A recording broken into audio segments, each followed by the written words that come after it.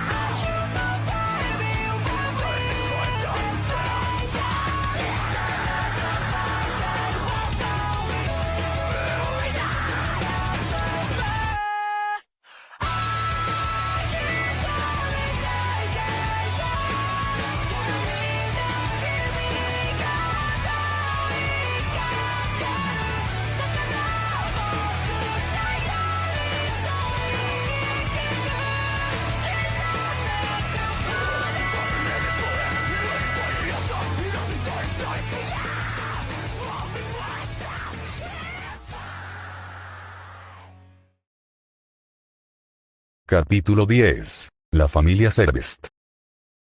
Llegaron a la capital de Anhalt, Magdesburgo, al atardecer del día siguiente.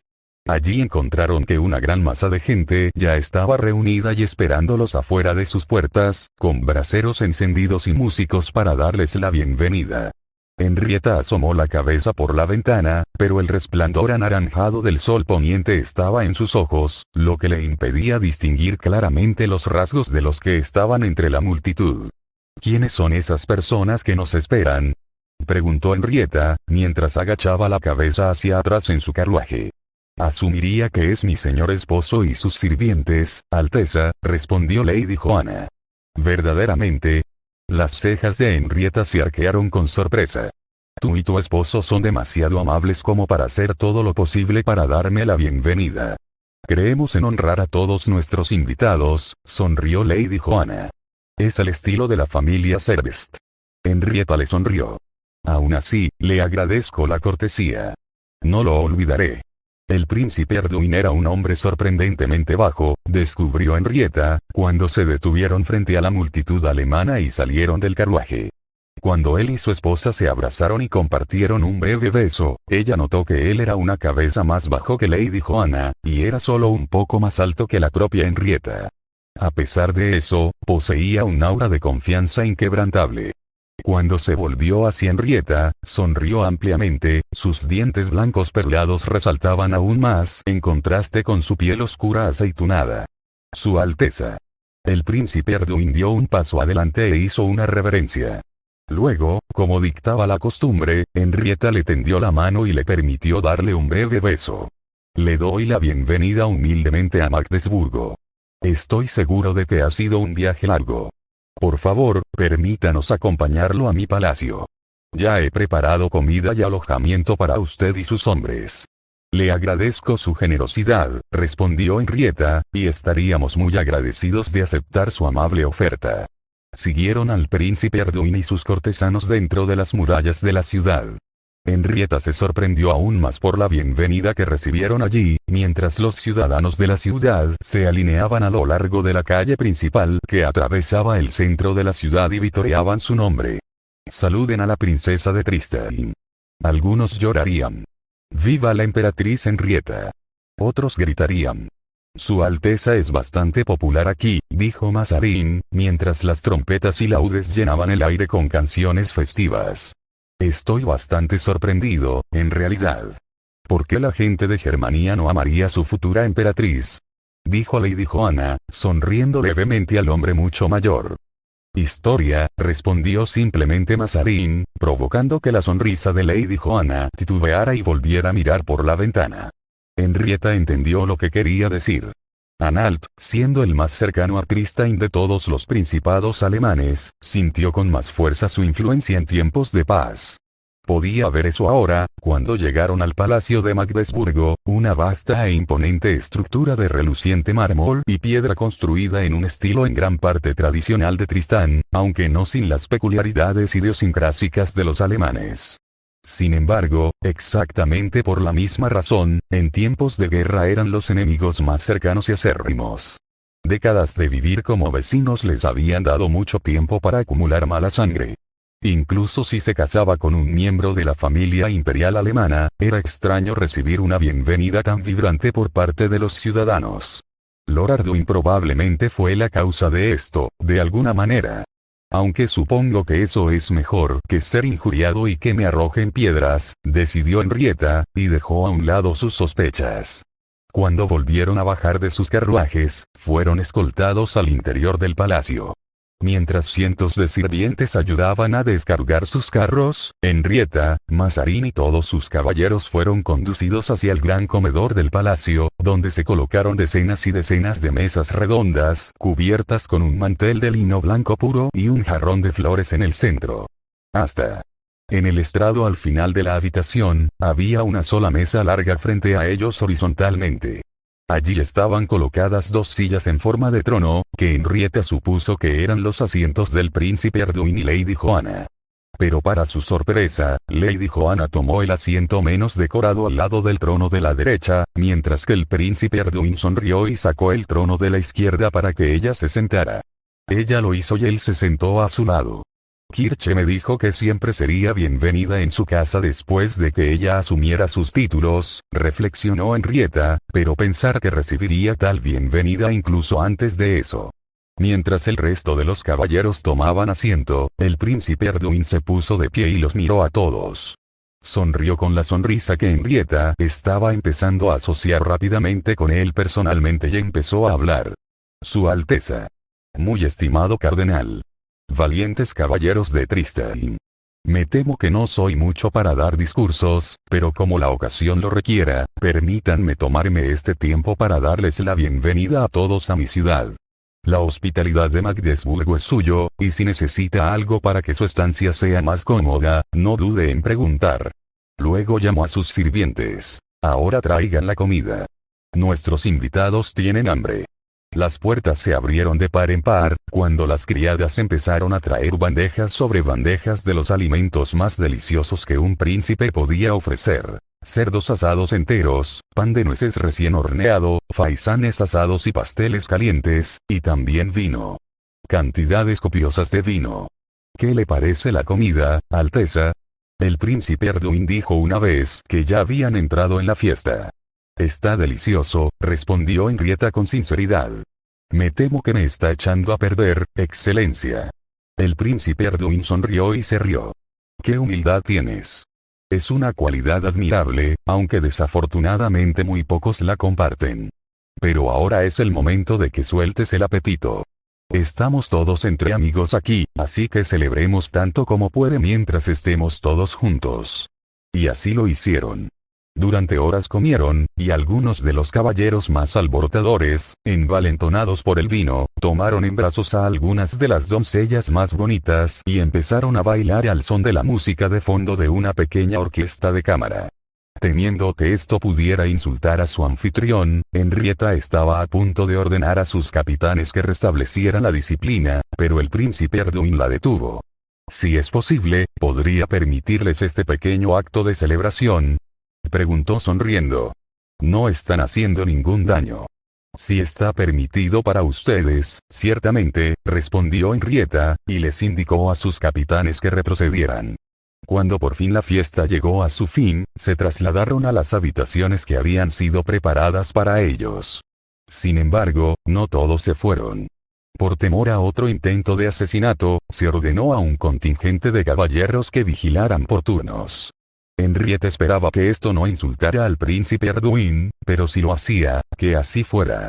No estaba interesada en revivir esa desgarradora experiencia de berenjena y no se arriesgó.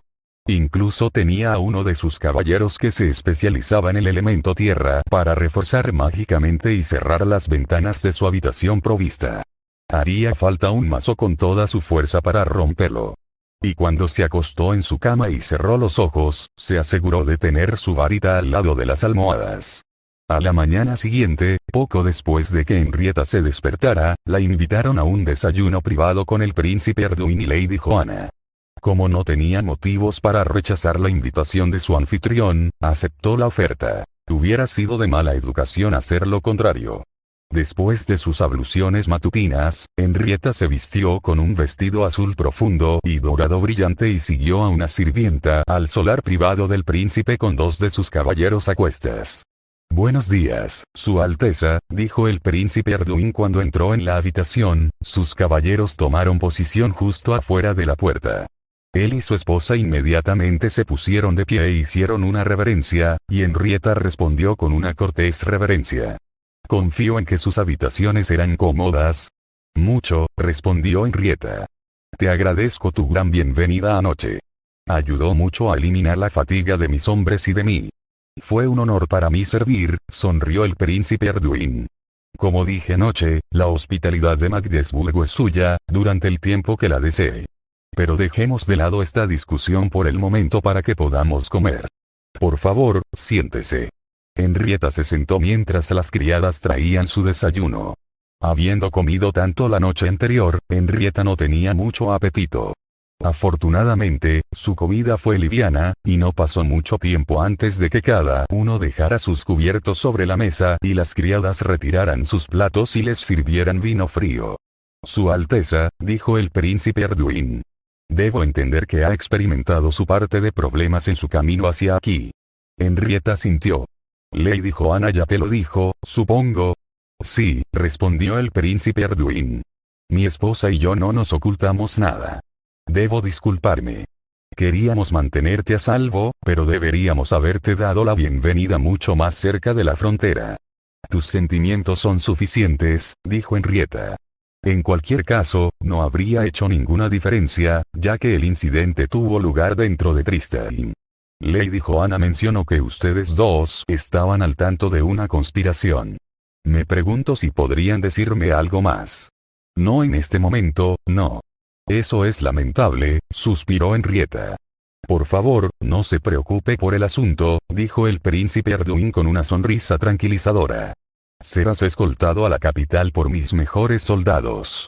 Te prometo que estarás completamente a salvo». «Hablando de eso», dijo Henrietta, «esperaba pedirte un favor con respecto a ese asunto. Se trataría de tomar prestados mis barcos para transportarte a ti y a tus hombres a Vindobona». «Sí», confirmó Henrietta. «Lady Joanna ya te dijo eso también». «Como dije, no nos escondemos nada». El príncipe Arduin miró brevemente a su esposa y compartieron una cálida sonrisa. «Tendrás tus barcos. Ya he ordenado que te preparen algunos. Podrás partir al amanecer. Mientras tanto, ¿por qué no te doy un recorrido por el palacio?». Los tres dejaron el solar juntos, sus caballeros siguiéndolos a una distancia educada, primero dirigiéndose al ala de arte del palacio. El suelo estaba cubierto a lo largo del pasillo por una alfombra increíblemente larga, roja y tan gruesa que Henrietta sintió que sus pies se hundían físicamente en ella como una capa de tierra blanda o arena.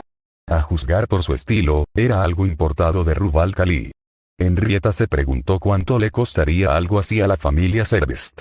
Habría necesitado al menos una pequeña fortuna. Definitivamente no era algo que una simple familia noble pudiera comprar por capricho. En las paredes había retratos enormes, aunque lo que representaban no compartía un tema común entre sí. Algunas fueron de batallas famosas, típicamente de victorias alemanas célebres. Otros eran de hombres guapos y mujeres hermosas, y aunque la mayoría eran de buen gusto, algunos dejaron a Henrietta sonrojándose de un rojo brillante y rápidamente apartando la mirada de él. Pero los más comunes eran los cuadros de la familia Serbst, solos o todos juntos. Debajo de las pinturas, entre las paredes y el borde de la alfombra, había bustos de mármol de personajes históricos de todo Alquejinia. Aparte del fundador Brimir, también estaba el jefe de Julián el Conquistador de la antigua Romalia, Pedro el Viajero del Viento de Albión, e incluso uno de Francisco el Agresor de Tristán. Henrietta ignoró cortésmente el hecho de que el perfil del rey Francisco había sido tallado con una luz algo poco favorecedora. Todos estos son tan maravillosos, dijo Henrietta, mientras caminaban por el pasillo. Debe haberte llevado bastante tiempo reunir todos estos. Eso sería decirlo suavemente, se rió el príncipe Arduin. Estos son los tesoros de mi familia. Será nuestro regalo para nuestros descendientes y para ti. Junto con los barcos, he pedido a mis hombres que preparen tesoros adecuados para que uno de tu rango parta con ellos. Sin embargo, incluso estos no son lo que yo consideraría las joyas de la corona de mi familia. Por aquí, por favor. Después de dejar el ala de arte, el príncipe Arduin llamó a algunos sirvientes para que le prepararan un caballo y un carruaje tirado por Henrietta y su esposa. Una vez que estuvieron situados en sus atracciones, el príncipe Arduin los llevó al extremo oeste de los terrenos del palacio. A medida que se acercaban, Henrietta podía oír el sonido de los disparos resonando en el aire como un trueno. ¿Nos va a llevar el príncipe al campo de entrenamiento de tus soldados? Henrietta se volvió y le preguntó a Lady Joanna. Sí. Lady Joanna parecía divertida. Está muy orgulloso de lo que está a punto de mostrarte. Disculpas. Esto probablemente no es algo en lo que Su Alteza esté muy interesada, pero ¿lo seguirías por el momento? Para nada, respondió Henrietta. Tengo bastante curiosidad por saber qué tiene que mostrarme a mí mismo, en realidad. Una vez que llegaron a los terrenos y desmontaron de sus atracciones, el príncipe Arduin los llevó al campo de entrenamiento propiamente dicho. Al ver a su señor, surgió el llamado de atención entre los soldados y todos ellos de inmediato dejaron lo que estaban haciendo y saludaron al príncipe. Princesa. El príncipe Arduin señaló a un soldado con un mosquete. Este es Eckhard. Es un teniente de mi ejército. Eckhard, ¿le mostrarás a la princesa una demostración de tus habilidades? Sí, mi señor. Eckhard se volvió hacia un par de soldados y dijo, preparen un objetivo para mí. Los dos soldados saludaron y luego se apresuraron a hacer lo que se les ordenaba. Pronto hubo una estaca de madera, casi tan larga como Henrietta era alta, clavada en el suelo en el extremo más alejado del campo de tiro, y una manzana encima de ella. Entonces Eckhard ocupó su lugar en el otro extremo del campo. Hasta ahora, murmuró Henrietta, frunciendo el ceño mientras medía la distancia entre Eckhard y la manzana. Eckhard levantó su mosquete, apuntó, luego, después de estabilizar su cuerpo con una respiración profunda, exhaló y luego disparó. A lo lejos, la manzana estalló en 1000 pedazos rojos y amarillos. Henrietta estaba atónita. Se volvió hacia el príncipe Arduin y dijo, debe haber sido un golpe de suerte, ¿no? El príncipe Arduin sonrió. Eckhard, una vez más, por así decirlo. Sí, mi señor, respondió Eckhard, y después de sacar una nueva manzana, volvió a hacer el mismo tiro. Increíble, dijo Henrietta. No era una experta en tecnología de armas, pero era de conocimiento común que los mosquetes eran armas terriblemente inexactas. A lo sumo, un solo mosquetero podía disparar hasta 60 pasos de distancia, pero en ese momento Eckhard había hecho fácilmente un disparo que era al menos cuádruple de esa distancia. Con una hazaña como esa, ya no era una cuestión de habilidad. Más bien, debe haber algo único en el arma en sí. Ese no es un mosquete ordinario, ¿verdad? Le dijo al príncipe Arduin. Tiene razón, Su Alteza, respondió, sonriendo ampliamente. Es un mosquete estriado. ¿Rifled? Dijo Henrietta. Perdóname, pero no estoy familiarizado con este término. ¿Qué significa? Bueno, digamos que es algo que lo hace muy superior a tu típico mosquete, le guiñó el ojo el príncipe Arduin. Henrietta simplemente asintió con la cabeza. No importa cuán amable hubiera sido su anfitrión hasta ahora, solo un tonto revelaría tan fácilmente sus secretos militares de esa manera. Aunque eso solo supuso la pregunta, ¿por qué le estaba mostrando esto? Seguramente no podría ser con el único propósito de hacer alarde de su fuerza. Su Alteza, me gustaría que imaginara que está en el campo de batalla por un momento. La sabiduría convencional establece que la mejor manera de usar mosquetes es formar a los soldados en bloques sólidos y usar descargas masivas para infligir tanto daño como sea posible. Sí, asintió Henrietta. Me enseñaron tanto.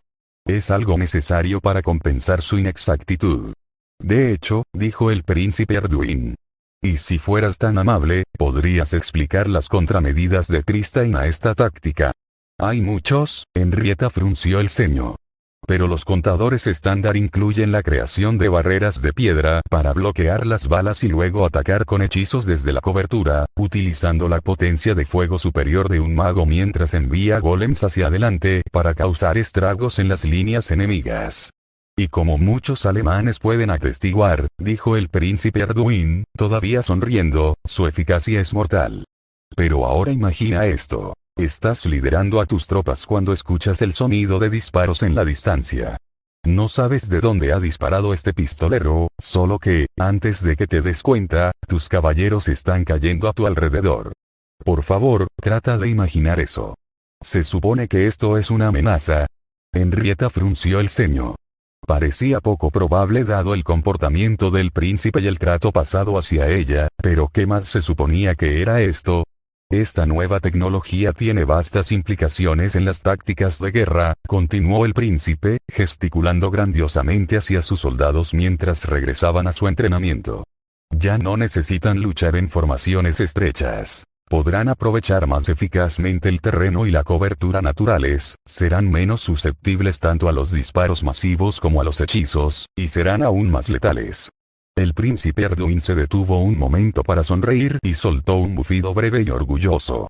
Teristain, lo sé, es el país de la magia. Más magos viven allí en proporción a los plebeyos que en cualquier otro lugar del mundo. Tus caballeros reales reflejan este hecho, estando totalmente compuestos por magos. Sin embargo, si puedo ser tan atrevido, Tu Alteza, esto también significa que todavía está descuidando el uso de la mayoría de su población. Una trágica pérdida de potencial. Pensó Henrietta, porque al fin lo entendió. Entonces esto no es una amenaza. Como prueba de amistad, estaría más que feliz de proporcionarle 2000 de estos mosquetes estriados cada mes, continuó el príncipe Arduin, sonriendo más ampliamente que nunca, mostrando esos dientes blancos perlados en todo su esplendor reluciente. Con esto, ¿por qué? Su fuerza militar será más del doble en solo un año. Fue un argumento de venta. Henrietta le devolvió la sonrisa al príncipe. Es usted generosa, excelencia. Pero no puedo aceptar un regalo de esa magnitud. El mundo me reconocería como una mujer desvergonzada, codiciosa más allá de toda medida, si lo hiciera. Entiendo. El príncipe Arduin pareció complacido por su respuesta. Entonces, ¿qué pasaría si se hiciera como un intercambio? Nadie podría criticarte entonces. Es cierto, dijo Henrietta casualmente. Pero usted me ha demostrado que ya es un hombre de gran riqueza y poder. Dudo que haya mucho de mi pequeño país que pueda ofrecerle que pueda hacer un intercambio satisfactorio. No necesitamos mucho, dijo el príncipe Arduin. Un pacto comercial que nos permitirá comprar productos de Tristanian a un precio justo y razonable es todo lo que pido. Un precio justo y razonable, de hecho, comentó Henrietta. El príncipe Arduin asintió. En verdad, Su Alteza, mi único deseo es ser de gran utilidad a mi futura emperatriz. Vaya, he oído que los orfanatos reales que administra su reino han sido últimamente un agotamiento para sus arcas. Me alegra aceptar a esos huérfanos como si fueran mis propios hijos y, en cambio, mantenerlos. Les prometo que se elevarán y llegarán lejos. Realmente tienes el alma de un padre, dijo Henrietta. Por supuesto, esos huérfanos de los que habla tienen, digamos, necesidades especiales que puede ser difícil de satisfacer aquí en Germania. De hecho, dijo el príncipe Arduin.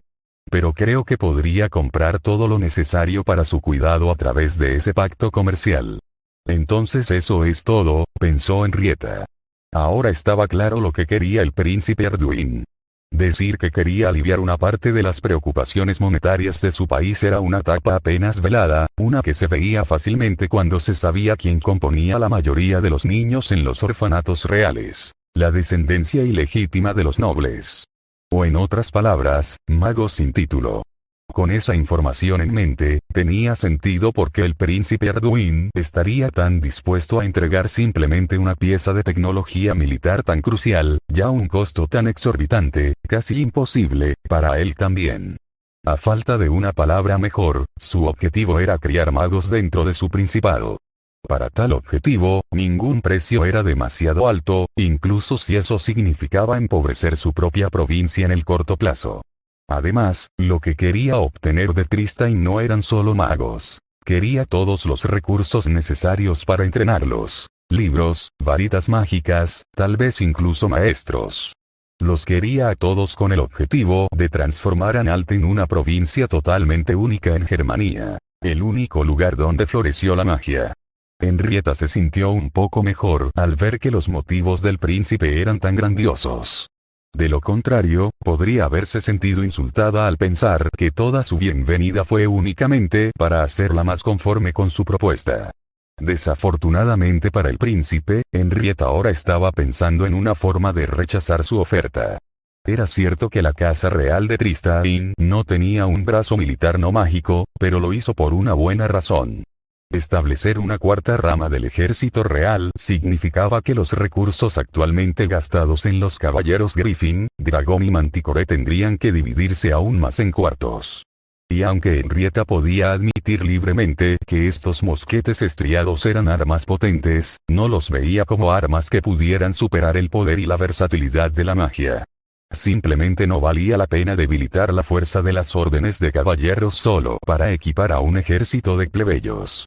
Además, aunque se había encariñado bastante con la familia Servist, todavía se sentía incómoda con la idea de regalar muchas de las ventajas de Tristain a una familia extranjera que compartía fronteras con ellos, sin importar lo que pudiera suceder después de haberse casado con el emperador. Este fue un problema difícil. Henrietta estaba teniendo dificultades para encontrar una manera de rechazar al príncipe sin sonar franca y grosera, hasta que finalmente se le ocurrió una buena idea. Dejaré que Mazarin se encargue de este asunto, decidió alegremente, mientras exteriormente mantenía una expresión seria en su rostro. Desafortunadamente, su excelencia, si bien su oferta es más que generosa, no es algo que pueda decidir por mí mismo. Todavía soy una princesa, que aún no he subido al trono. Es mi madre quien gobierna y el cardenal Mazarin quien habla. Con su voz. Le recomiendo que discuta este asunto con él. Entiendo, Su Alteza, dijo el príncipe Arduin en un tono ligeramente rígido. Sin embargo, detrás de él, Lady Joanna parecía divertida y miró a su marido con los ojos en blanco. Pero cuando un mensajero llegó corriendo hacia ellos y le entregó una pequeña carta sellada, que abrió y leyó rápidamente, su sonrisa se desvaneció y fue reemplazada por una expresión sombría. Querido esposo, Su Alteza, dijo Lady Joanna. Me temo que debemos regresar al palacio de inmediato, porque hay un asunto de gran importancia que ahora debemos atender. ¿Y qué importa eso, mi amor? Preguntó el príncipe Arduin. Algunos de mis hombres han regresado de la tarea que les había encomendado, respondió Lady Joanna. Y han traído a Ingemar con ellos. Hubo un momento de asombrado silencio mientras Henrietta miraba a Lady Joanna. Algo duro y doloroso pareció formarse en su pecho, y solo unos segundos después Henrietta se dio cuenta de que su respiración se había detenido. Cuando finalmente tomó aliento, notó que su corazón latía con fuerza en sus oídos. Ingemar, repitió Henrietta, lamiendo sus labios repentinamente secos. ¿Dices que está aquí? Sí, asintió Lady Joanna. Después de que me contó sus problemas, envié a algunos de mis hombres a recuperarlo. Parece que estaba intentando huir del país cuando lograron encontrarlo. Sin duda temía la justicia que tanto se merece. Me gustaría verlo, dijo Henrietta de inmediato. No, debo verlo. Hay tantas cosas que necesito saber. Pensé que podrías, dijo Lady Joanna. En este momento lo mantienen en las mazmorras. Sin embargo, si regresa al gran salón con mi señor esposo, haré que lo traigan ante usted. Henrietta estuvo de acuerdo, y junto con sus caballeros y el príncipe Arduin, regresaron al gran salón y esperaron. El cardenal Mazarin también fue llamado a asistir. Poco después, Lady Joanna regresó. Detrás de ella había un hombre sucio de sudor y mugre. Tenía un collar de hierro alrededor del cuello y 4 poses largos estaban unidos a él. Un soldado sostenía firmemente cada pose en su extremo, que lo usaba para arrastrar y empujar al prisionero hacia adelante. Casi se tropieza cada vez que hacían esto, ya que sus muñecas y tobillos estaban atados con grilletes y una larga cadena. Ver a Henrietta esperándolo pareció asustar a Ingemar. Se tambaleó hacia atrás con los ojos muy abiertos, pero los soldados lo obligaron a continuar. Miró febrilmente a izquierda y derecha mientras su lengua se movía para humedecer sus labios secos. Ingemar se detuvo a 15 pasos de Henrietta, a una distancia segura, solo para estar seguro. Aún así, sus caballeros tomaron posición entre los dos, y solo entonces se quitaron los postes del cuello del noble. Para sorpresa de Henrietta, Ingemar inmediatamente cayó al suelo y se postró ante ella como le permitían sus cadenas. Henrietta no podía ver la cara del hombre, pero podía ver que todo su cuerpo temblaba febrilmente mientras hablaba. Su Alteza, dijo, le juro que estaba a punto de dejar el país, tal como usted ordenó. No tenía intención de quedarme aquí, lo juro. Tal como lo ordené. Henrietta arqueó una ceja. ¿De qué está hablando, señor? No fuiste tú quien envió a tu familiar tras de mí, dijo Ingemar, alzando la cabeza tentativamente y volviendo a mirar alrededor del pasillo. Quiero decir, asumí, fundador, ese monstruo no está aquí, ¿verdad? Detente, le ordenó Henrietta. Fue extraño. Había estado nerviosa, tal vez incluso asustada de conocer al hombre que pudo haber ordenado su muerte, pero ver cuánto más asustado estaba de ella la llenó de una sensación de poder y coraje. Falso valor, tal vez, pero descubrió que sus palabras salían fácilmente y con confianza de todos modos. Levántate. Apenas puedo oírte hablar. Ingemar se puso de pie, aunque seguía inquieto constantemente. Ahora cuéntamelo todo, desde el principio. ¿Por qué enviaste a los asesinos tras de mí? ¿Y cómo es que conociste a mi familiar? Ese sí, Alteza, dijo Ingemar. Los asesinos no fueron por mi elección, lo confieso.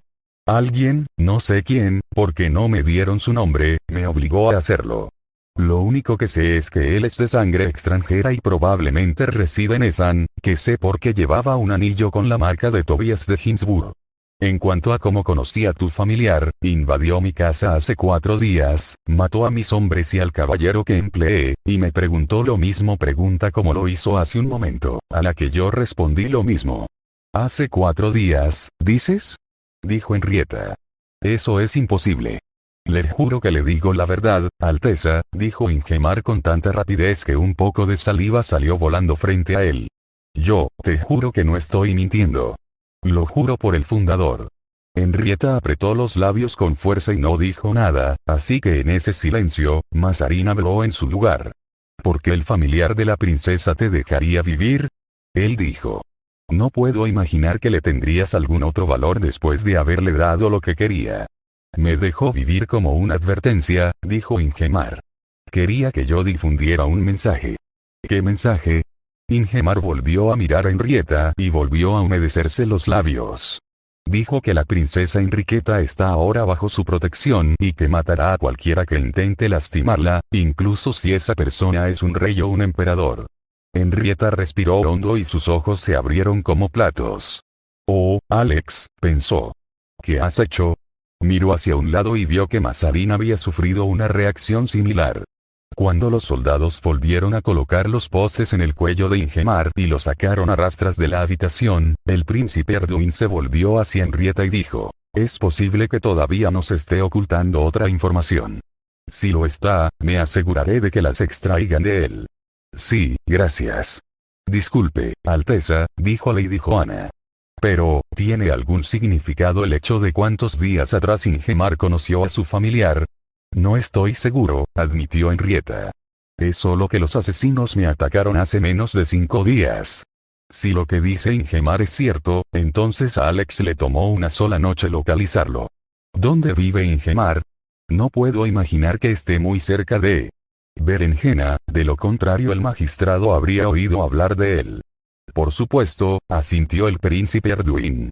Vive mucho más al norte, en una pequeña pero fértil parcela de tierra que le encomendé hace unos años.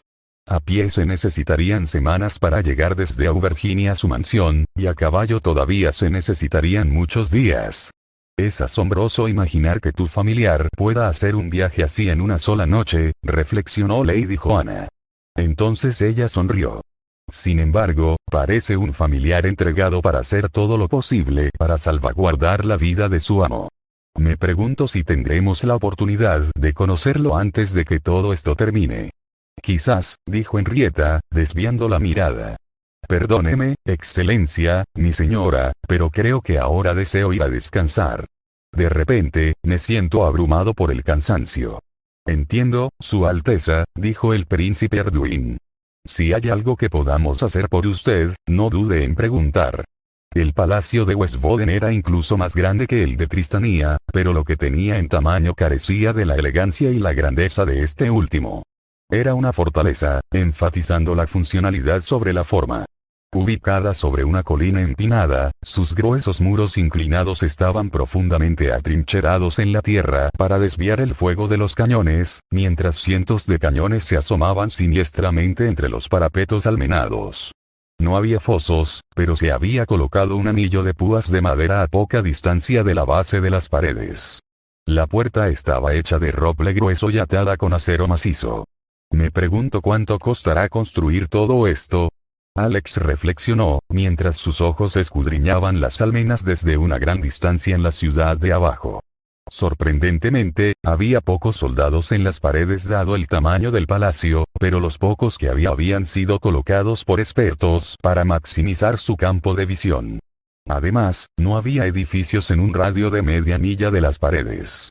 Era imposible acercarse a ellos sin ser visto a plena luz del día, pero Alex tampoco tuvo tiempo de esperar hasta la noche para colarse en silencio. Quizás un enfoque más directo, entonces. No quería avisar a su objetivo demasiado pronto, si podía evitarlo. Todavía quedaban otras vías por considerar primero. Por ejemplo, si no ha terminado, ¿qué pasa debajo de las paredes? Para un palacio de este tamaño, su sistema de alcantarillado tendría que ser grande y bastante sofisticado. Necesitaba poder drenar todos sus desechos del palacio a un río cercano para que pudiera ser arrastrado. Si pudiera encontrar ese punto de salida, entraría en el palacio. Había dos ríos cerca de Westboden. La primera discurría directamente por el centro de la ciudad, pero era utilizada por el pueblo como fuente de agua potable, lo que la hacía inadecuada para el alcantarillado del palacio. Si lo estuvieran usando, Alex no tenía ninguna duda de que la ciudad estaría terriblemente enferma de cólera y otras enfermedades, pero en su camino hacia allí todos parecían bastante saludables. El segundo río corría fuera de las murallas de la ciudad, aproximadamente a 1 milla de distancia. Ahí fue donde fue Alex. No tardó en llegar al río, y solo un poco más en encontrar lo que buscaba. En el punto más cercano del río a la ciudad, Alex encontró una tubería cerrada. Era lo suficientemente grande como para caber en un hombre si se doblaba por la cintura, pero Alex no pudo evitar preguntarse si tal vez debería tomar el enfoque directo después de todo. Arrugó la nariz. El olor aquí era tan malo que tuvo que eliminar temporalmente su propio sentido del olfato. Es solo biomasa, refunfuñó Alex para sí mismo, mientras se subía a la tubería. Su pie hizo un ruido húmedo y chirriante cuando se hundió hasta las rodillas en una oscura pila de lodo. Solo sucia, maldita biomasa. Durante media hora o más, Alex se arrastró por la tubería. No había luz aquí, por lo que tuvo que confiar en su sentido del tacto para guiar su camino. Finalmente, su camino comenzó a tomar una pendiente ascendente más pronunciada, hasta que finalmente se volvió completamente vertical. En la parte superior de la rampa estaba la abertura que necesitaba y una luz que pronto fue cubierta por una sombra siniestra. Alex escuchó a alguien gruñir y sus ojos se abrieron con horror al darse cuenta. «Si me cagas, te mataré», gruñó Alex. Quienquiera que estuviera sentado en el inodoro se puso de pie de inmediato y dejó que la luz volviera a brillar sobre Alex. «¿Quién está ahí?», esa persona dijo. «¿Quién dijo eso? ¿Eres un fantasma?». «Sí, claro», gruñó Alex, mientras hundía los dedos en el costado del paracaídas y comenzaba a subir. «Vamos con eso». La abertura de la rampa era demasiado pequeña para que Alex entrara, por lo que tuvo que comprimir su propio cuerpo para poder deslizarse. Mientras lo hacía y retomaba su forma normal, vio a un hombre vestido con ropa fina mirándolo con los pantalones bajados por los tobillos. Alex miró su cabello, chasqueó la lengua cuando vio que era negro y dijo: «Ponte tus malditos pantalones». SSP. El hombre trató de gritar, solo para ser silenciado cuando la mano de Alex salió y se envolvió alrededor de su boca. Farfulló y arañó el brazo de Alex, tratando de liberarse, hasta que todos sus esfuerzos cesaron de repente. Sus ojos bajaron hasta donde 4 zarcillos negros, que crecían fuera del torso de Alex, habían empalado su cuerpo. Alex podía sentir algo cálido y húmedo salpicar la palma de su mano. Luego lo consumió. Después de tomarse un minuto para procesar dolorosamente sus recuerdos recién adquiridos, Alex se transformó en el hombre que acababa de comer y salió del baño. Caminó por los pasillos, saludó cortésmente con la cabeza a algunos de los guardias con los que pasó y subió al 3er piso del palacio. Cuando se detuvo frente a una puerta, miró a su alrededor para asegurarse de que nadie estuviera mirando antes de tocar y entrar después de recibir permiso. Los labios de Alex se curvaron instintivamente en una mueca cuando vio al hombre rubio, Jonathan Seymour, sentado detrás de un escritorio de madera. Afortunadamente, Jonathan estaba demasiado ocupado escribiendo algo para darse cuenta, y Alex rápidamente recuperó el control de sí mismo. Por fin, Jonathan miró a Alex. Kurt. ¿Necesitas algo? Él olfateó. ¿Y qué es ese horrible olor? Quería preguntarte acerca de un rumor que escuché recientemente, dijo Alex. Dicen que enviaste asesinos tras la princesa Henrietta. Jonathan se quedó helado. Sus ojos se entrecerraron hacia Alex mientras se ponía de pie lentamente. ¿De dónde has oído eso? Él demandó. Por lo que es verdad. No es un asunto en el que un pintor de la corte como usted debería estar involucrado, y mucho menos conocer, dijo Jonathan. Ahora voy a preguntar de nuevo. ¿Dónde escuchaste eso? De Ingemar, dijo Alex, antes de quitarse el disfraz y correr hacia adelante, atrapando a Jonathan antes de que pudiera reaccionar. Y eso era todo lo que necesitaba saber. Sin darle la oportunidad de responder, Alex arrojó a Jonathan al suelo y golpeó con el pie directamente en el pecho del hombre. Y cuando los zarcillos crecieron de su pierna y se conectaron con el cadáver de ojos muy abiertos, atrayéndolo hacia su propio cuerpo, Alex una vez más fue atormentado por un terrible dolor de cabeza cuando los recuerdos de otra vida lo inundaron. Y cuando terminó, Alex gruñó y maldijo. «Mierda», dijo, mientras giraba para mirar hacia el sur. Todo había cambiado. Ya no tenía el tiempo ni el lujo de perseguir a aquellos a quienes Jonathan había servido. Ya se habían reunido y estaban en movimiento. Marchaban por Vindobona. Primero tenía que llegar allí y salvar a Henrietta.